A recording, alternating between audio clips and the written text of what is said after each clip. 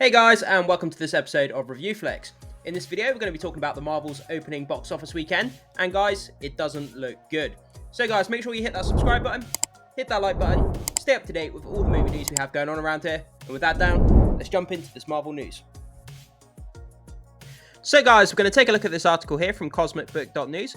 The Marvel's box office, $47 million, worst in MCU history. Performs even worse than MCU movies from 15 years ago. Yeah, guys, this is absolutely insane. When you think of, how dominant Marvel has been at the box office, over the last sort of 10 or 15 years. And now we look at the state of what Marvel is in at the moment. And it just goes to show, especially with this Marvel's movie, $47 million opening the worst MCU movie in history. Like, it's just absolutely crazy that we're at this point with Marvel. It looks like Marvel's going to have to do something about this, guys. They're going to have to change their approach to these movies because at the moment, the box office is suffering. It's suffering critically as well, with a sort of 60% Rotten Tomatoes, which is near the bottom of the pile, and it's just not looking good for Marvel. But let's keep reading on, guys, and see what else we can learn about what's going on with the Marvels. So, the Marvels is posting $47 million opening weekend box office, the worst in the history of the Marvel Cinematic Universe and the lowest side of the estimates. That includes going all the way back to 2008 with The Incredible Hulk, which had $55.4 million, and any kind of MCU COVID-era films, with Black Widow, that had $80 million opening weekend, Shang-Chi, which had $75 million, and Eternals, that had $71.2. The number also less than DC's The Flash at $55 million, and Black Adam $67 million, both which went on to make under $400 million worldwide. Guys, this just puts it into perspective. The fact that it did worse than The Flash and worse than Black Adam, and they both made less than $400 million at the box office. What the final number is going to be for this movie is going to be anybody's guess. I mean, it could have legs. It could go on to make, $600-700 million, or it could fall flat on its face on its second weekend. Could have a 60-70% drop at the second weekend box office, and it could end up, making a total of sort of $400 or $500 million, which would be really, really bad for this film. Considering the first, Captain Marvel movie came out and made over $1 billion, for this one to fall all the way down to $400 or $500 million, less than half of what the first Captain Marvel movie made, that would be catastrophic for Marvel, guys. Really, really bad. Kind of puts things into perspective, that's for sure. So, Captain Marvel in 2019 opened to $153 million and finished with over $1.1 billion, which is what I was just saying, guys. Its Friday alone, $61.7 million, beat the entire weekend of the Marvels. Yeah, guys, so the fact that Captain Marvel's, opening Friday made more than the entire weekend opening of the Marvels just goes to show how Marvel have fallen, how their quality has fallen, how their box office amounts have fallen as well, guys. The thing is, they sustain such a high quality of output in their product, for 10 to 15 years, and it was inevitable that at some point the quality would decline. Obviously, they're putting out so many projects so quick. Kevin Feige, is being spread way too thin. He can't be on top of the movies like he used to be, checking the quality, checking the output, and all this kind of stuff. And that's probably partially why some of the quality has fallen at Marvel. But let's keep reading, guys. So, internationally, it's just as bad. As the Marvels brought in $63.3 million, it has gotten absolutely decimated in China as Captain Marvel opened with $89 million, but the Marvels just $15 million, not $15. That would have been real bad if it was $15. A good portion of the Captain Marvel box office was from foreign grossers with $701 million, but the Marvels will not come anywhere near that. So, Rotten Tomatoes has stayed pretty much consistent throughout the weekend. The Rotten Tomatoes score is at 62%, which did get a bit of a boost to give it a fresh rating. The audience score is at 84%, which is likely due to the small amount of Marvel zombie fans going to see the film that, like everything Kevin Feige feeds them.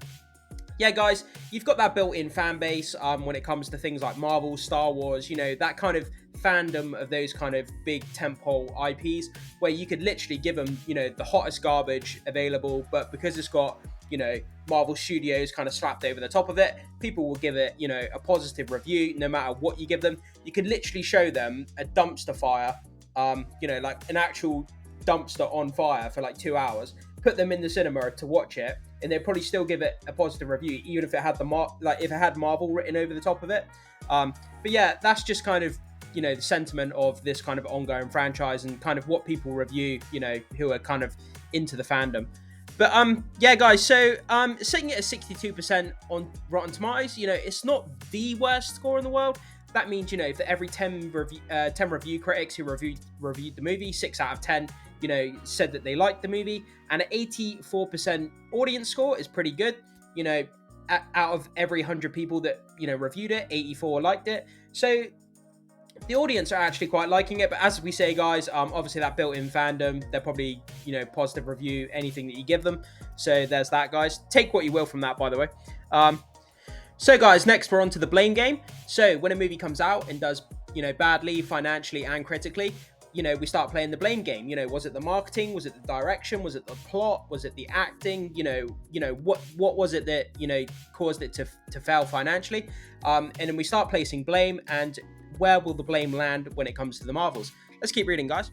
So, of course, the blame game is being played, and excuses are flying higher, further, faster, baby. So, guys, flying higher, further, faster, that's the tagline from the movie, if you don't get that reference. On Twitter, men have been blamed for the failure of the Marvels. Well, men made up the majority of the audience with 65%. Yeah, that's a usual statistic, guys. Most of these Marvel movies, the majority is made up of a male audience, just the way it is. So, the strikes are being blamed because the cast couldn't promote the flick. I point to the director's first interview where she doesn't promote the film at all and has nothing good to say about it or the cast. She actually says a bunch of negative press about it, and even that it's not her movie. Yeah, guys, so Nia DaCosta directed this movie. She's not a well-known director, and when she was being interviewed a while ago about this movie, she kind of came out and said some really strange things, kind of, about this movie, kind of almost showed it in a negative light. She went on to say, it's not her movie, it's basically Kevin Feige's movie instead.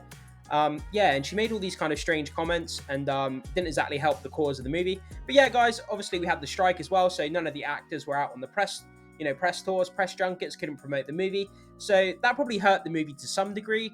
Whether it hurt it to the point that it's failing this bad financially, I don't think that's the cause. I think it's the fact that people are fed up with these kind of generic, kind of boring Marvel movies, and we need to get back to the more kind of serious, grounded tone that was in the earlier of the MCU phases. The multiverse saga just hasn't worked. People just don't gel with it. It's a bit too convoluted and ridiculous, and the humor that's been injected is just a bit too silly for my liking. But yeah, so Brie Larson is unlikable. Women don't like her. They didn't come out to support their fellow female. Miss Marvel is an awful character. I disagree in this movie. One of the highlights of the Marvels was actually Miss Marvel. She was probably the most likable character in the movie. She just had that innocent kind of mannerisms where she was just fangirling over, Captain Marvel, and it was kind of fun. She was a fun character. She was fun to watch on screen, and yeah, I think she was the best thing about this movie. So I do disagree with that comment there. The Disney Plus show is at least the least watched MCU series. Her comics always get cancelled. The video games have failed. Kevin Feige made the mistake of making the Marvels a sequel to the Disney Plus show instead of a Captain Marvel 2. Yeah, I've heard comments about that, guys, where a lot of people said that they should have just made a direct sequel to the first Captain Marvel. Islamophobia? No, I don't think that's got anything to do with it. I ask, where are the Muslims? They didn't show up. They didn't support her comics. They don't support her video games. They're the same as everyone else. The only phobia they have is the fear of garbage content.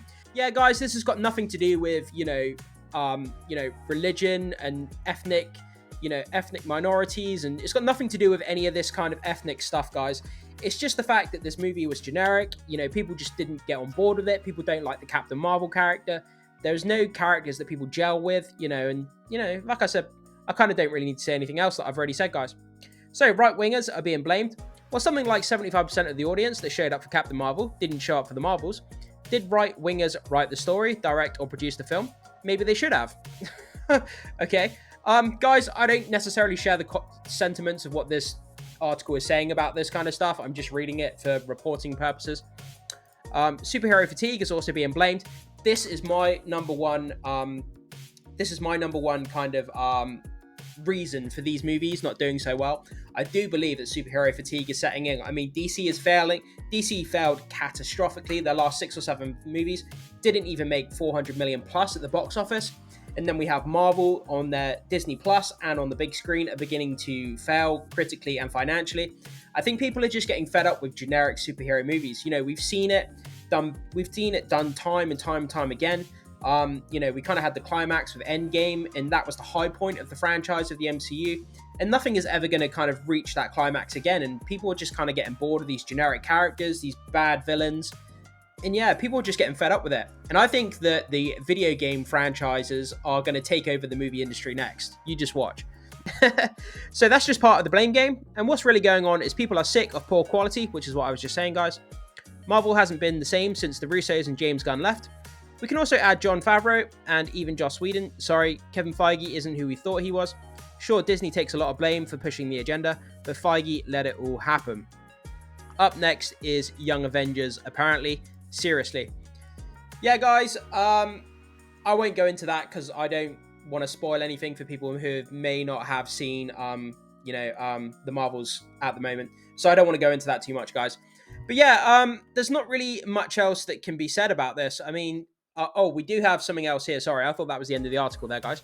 So the Marvels box office, Thursday to Friday, 21.5 million. Saturday made 15.3. Sunday it made 10.2. Domestic, it's made 47 so far. International, it's made 41.5. And worldwide total, as of, the time that this article was wrote, 88.5 million. Yeah, guys, so that's kind of where we are. This is what's going to happen now. So the fact that this has come out and it's now the worst opening for any MCU movie, the blame game is going to start. Like I said, guys, is it going to be blamed on direction? Is it going to be blamed on marketing? Is it going to be blamed on Kevin Feige or Marvel's and the Marvel studio in general? There's plenty of blame to go around, guys. I mean, where the blame lands is anybody's guess. But guys, jump into the comment section. Let me know what you think. What do you think the reason for this really bad failure of this movie, critically and financially? What do you think the reasons are? Do you think it's Kevin Feige, the marketing, the direction? What's your thoughts and opinions? I'd love to hear them down below, guys, in the comment section. Thank you so much for watching this video. I will see you soon.